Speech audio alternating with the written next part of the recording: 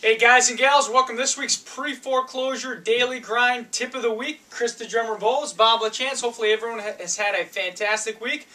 Today we're going to go over, well, we have a lot of tips today. Again, we're going to go over a new lender that has just joined the scene. We bought a bunch of defaulted notes, and now you will be working with them, so make sure you guys keep your eyes open. We're going to get to that in a minute.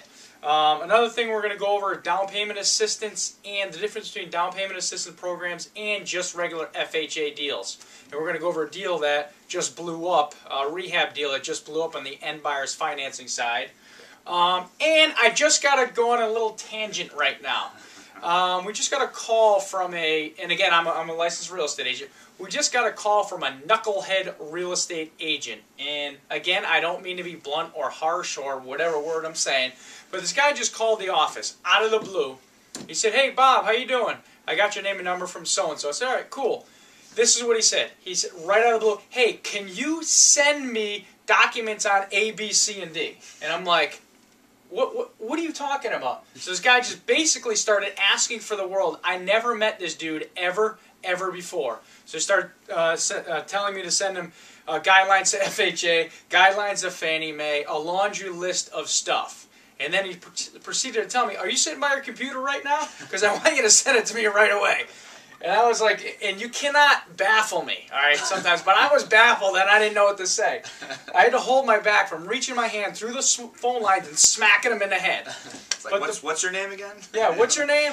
Anyway, and there's actually a takeaway here, okay? For every one of you, this us included, all right? Don't just call somebody you never met and ask them for something. Yeah. Because guess what? You have to start building rapport. It's the same thing with our sellers, our buyers, everything. You have to start building rapport before you ask for something. There's some law of attraction or something, right? Where you give before you get. It's probably the wrong thing. Principle, whatever. There's something out there. But anyway, and that's one thing Chris and I, we always do. We always give before we ask for something in return. So just like this knucklehead, you know, guys, please don't do that, guys and gals. Please don't do that because, quite frankly, you will not get anywhere in this business. Won't make a lot of friends. No. So anyway, that's our tirade for the morning time. All right, let's talk about the new company, Chris. Well, it's IBM has been which a lot of you, IBM, you probably have heard that before. Obviously, you're familiar with that company. They have computer company, right? Right. Affiliated with computers. They also have a mortgage processing center. They've been buying up a lot of mortgages. So I know, and from different lenders, B of A, Chase. I mean, all the big companies. And so we just got two deals. Well, one of them was a transfer. One of them was initially with IBM. LPBS, is that what it is? Yeah, like Lender Process Business Center is I believe what it stands for. So I'm going to flip a couple of those. But anyways, so we got two files that we just got going last week. Pretty cool because once you submit the package, you're looking at within about 2 or 3 weeks of already having a BPO back on the negotiator's desk, which is awesome. Usually once the package is received and the entire thing is complete. Kind of like Bank of America, right? Oh, of course. It's that quick. No, it's a lot quicker. I'm just kidding. 2 to 3 weeks BPO on back in your desk. Right. Awesome. Yeah. So gotta love it. Okay. Awesome. And if an answer on the offer comes shortly after that, even better. Nice. So anyway, that's a great tip, and that's a new company you guys should look out for. Guys and gals should look out for. I keep saying that. But anyway, we're also going to go over, we're going to talk about down payment assistance and also down payment assistance programs. Okay, I'll give you the difference.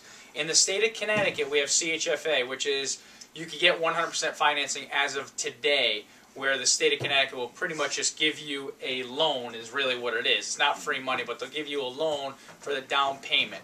Okay, so that's how you can get into a loan, and the rest of it's backed, again, by the state. That's different than FHA, because I get this a lot. We got 3 questions from our coaching students from our mastery program just this week alone in reference to that. FHA, it requires 3.5% to put down on a property. Okay, that's different than your down payment assistance program. Like in Michigan, per se, in one area in Michigan, you need to put 1% skin in the game, if you will. Okay, so just look out for that. Different down payment assistance program and your regular FHA mortgages and loans. Okay, It's a little different, so look into that. But anyone looking out there in your state, first for your buyers, look for your down payment assistance programs. Okay, they're typically state-run programs in your area. Those are the best chance of finding your close to 100% financing products out there around for our buyers. Especially in a time when our buyers are kind of cash poor. So make sure you guys look through that and look at that. It's a great deal. The deal we're working on that actually just blew up. I almost forgot. Yeah. And that was actually a CHFA deal. CHFA deal, what happened was we went through the whole process all the way to underwriting. And we always look at these things and say, okay, how could we have prevented this? Unfortunately, this time we couldn't have prevented it. What happened was we had a buyer on a rehab deal. It was on the market for, I believe, about 1.5 months before we got this deal in. So this guy locked up our house, made us do some extra minor repairs, which, again, it was on a rehab property, so it was pretty much redone, but he was kind of breaking our stones. And went back, went all the way to underwriting, found out that he didn't put his child support on all of his documents in the paperwork. So that kind of blew up. It was $58 to be exact every week he pays in child support, which blew up the deal. So the takeaway there is, I don't know. It's hard to combat somebody who lies to you. Exactly. So I mean, we did everything we could on the front end of pre-screening our buyers because we do a great job. But the takeaway there is, sometimes it works out that way. Yeah. Right? But anyway, hey, that's a good tip too, right there. Sometimes it just works out. But anyway, I think that's it. Webinar tomorrow that we're doing with Creative Real Estate Daily and Short Sale Daily News, Amy Ransdale down there in Georgia. We're doing it tomorrow. It's all about marketing, so it's going to be awesome. So tune in, check out shortsaledailynews.com to find out a little bit more about the webinar series that we're doing. But anyway, Krista Drummer Bowles, Bob LaChance getting back to you with this week's Pre-Foreclosure Daily Grind Tip of the Week.